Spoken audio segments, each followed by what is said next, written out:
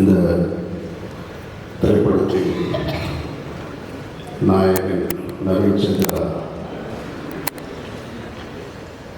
அவர்களுக்கும் இசை நாயகன் இமான் அவர்களுக்கும் ஒட்டுமொத்த இந்த விழாவின் நாயகன் அக்பர் சார் அவர்களுக்கும் என்னுடைய வாழ்த்துக்கள்.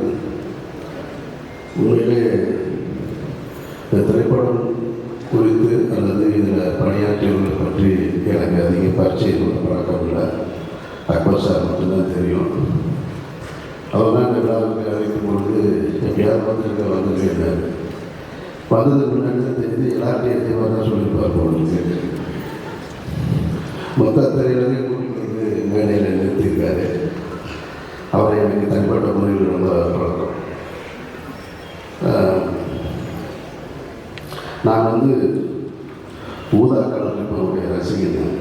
ஆமாம், அதனால் எங்கே என்னுடைய வாழ்க்கையில் எந்த இடத்துக்கு போனாலும் நான் முன்முக்கிற பாடலில் அது ஒன்று. இங்கே மேடையில் பேசின மதுரை அழகு சார் பற்றி உங்களுக்கு அதிகம் பரிச்சயம் இருக்காது. அவர் ஒரு படத்தை நல்லா இருக்குது அப்படின்லாம் அவங்க சீக்கிரம் சொல்லிட மாட்டார். 2 வரிகளை பேசினாலும் இந்த படத்தை நல்லா இருக்குன்னு சொல்லி டிஸ்ட்ரிபியூஷன் பண்ணியிருக்காருன்னா படம் நல்லா இருக்குன்றது தான் உண்மையான செய்தியாக இருக்கும். இந்த திரைப்படத்தோட தொடர்புடைய ஒரு தம்பி ஒருத்தர் ஏற்கனவே இந்த படத்தை பற்றி என்கிட்ட சொன்னான். ஒரு படம் மாதிரி நவீன் சந்திரா நடிச்சிருக்காரு, எல்லாரும் ஒரு படம் அது ரொம்ப நல்லா இருக்குங்க அப்படின்னா. அப்படியா இருக்காரு. ஆனால் இந்த படத்தை அக்பர் சார் தான் ப்ரொடியூஸ் பண்ணியிருக்காருன்றது தான் தெரியாது. அவரு ஒரு ஃபங்க்ஷன் கூப்பிட்டாரு, சிலர் கூப்பிட்டாருன்னு தவிர்க்க முடியாத மாட்டேன். வந்து பார்த்தா இங்கே பிரபு சாலமன்ற படத்தில் உள்ள இருக்காருன்றது கிரியேட்டி ப்ரொடியூசராக இருக்காருன்னு இப்போ தான் தெரியுது எனக்கு. ஸோ பிரபு சார், அக்பர் சார், எல்லோரும் இமான் சார் இருக்குன்னா ஒரு நல்ல படமாக தான் இருக்க முடியும். கதை ஒரு டீஸ்வாசர் சொல்கிற மாதிரி அவர் பெரிய பெரிய திரையுலக சாம்பவர்களுக்கு எல்லாமே ஆடிட்டராக இருக்கிறவர். கமல் சார்லேருந்து வெற்றிமாறலேருந்து இன்னும் பல்வேறு ஆட்களுக்கு. ஸோ அப்போ அரவசர் கணக்கு எழுதியிருப்பார். அப்போது எவ்வளோ லாபம் சம்பாதிச்சிருக்காங்க, எவ்வளோ நஷ்டம் அடைஞ்சிருக்காங்கன்னு அவருக்கு தெரியும். அதையும் தாண்டி திரைப்படத்துறையில் இருக்காருன்னா அவருக்கு சினிமா மேலே இருக்கிற அந்த பேஷன் நான் நம்புகிறாங்க. அதனால் நிச்சயமாக காட்சிகளை பார்க்கும் பொழுது பாடல் காட்சி அந்த பாட்டு ரொம்ப பிரமாதமாக இருந்தது. ஆண்ட்ரியாவை ரசிக்கிறதை விட இமான் சாரை ரசிக்கலாம்னு நினைக்கிறேன். கிட்டத்தட்ட அந்த பேன் இண்டியா மூவிலெலாம் ஒரு ஐட்டம் சாங் பண்ணுற அளவுக்கு கெப்பாசிட்டி